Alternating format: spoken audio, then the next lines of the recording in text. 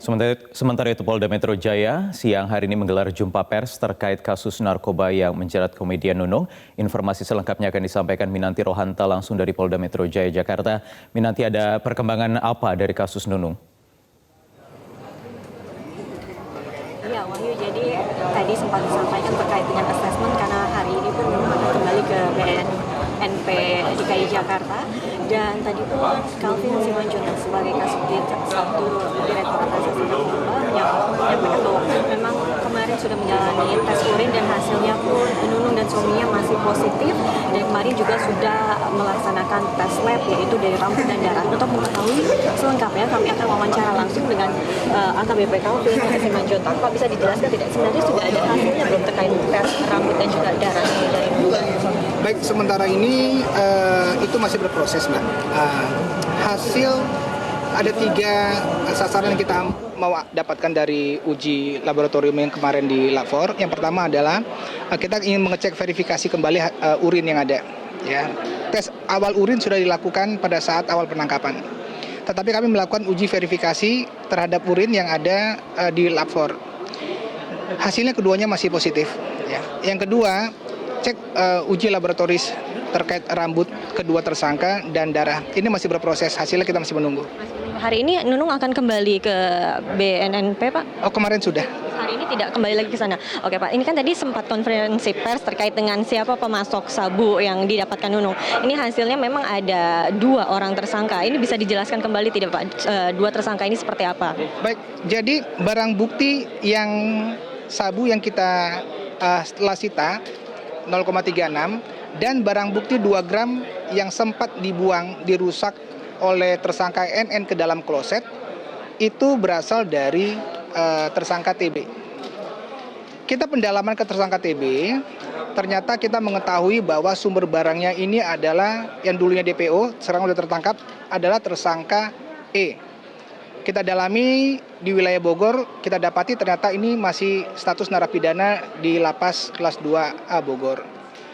Kemudian dari situ ternyata mereka sudah melakukan sebanyak 6 kali transaksi juga, ya, antara E dan TB. Bagaimana cara modus mereka sehingga barang ini bisa sampai ke TB dari E? Jadi TB ini memesan barang kepada E pada hari Kamis jam 22 malam. Pemesanan ini TB ke E itu atas pesanan awal dari tersangka NN, ya, kan tertangkapnya hari Jumat. Jadi pada saat hari Kamis malam jam 22 itu mereka janjian untuk besoknya hari Jumat mau diambil jam 9 pagi. Bagaimana cara pengambilannya? Cara pengambilannya adalah E menyampaikan kepada TB, nanti silakan ambil di salah satu tempat titik yang sudah ditentukan, itu di bilangan Cibinong juga, salah satu tiang listrik, sudah ditentukan lokasinya. Ya, kita sudah sampaikan bahwa nanti jam 9 TB yang mengambil 2 gram barang tersebut.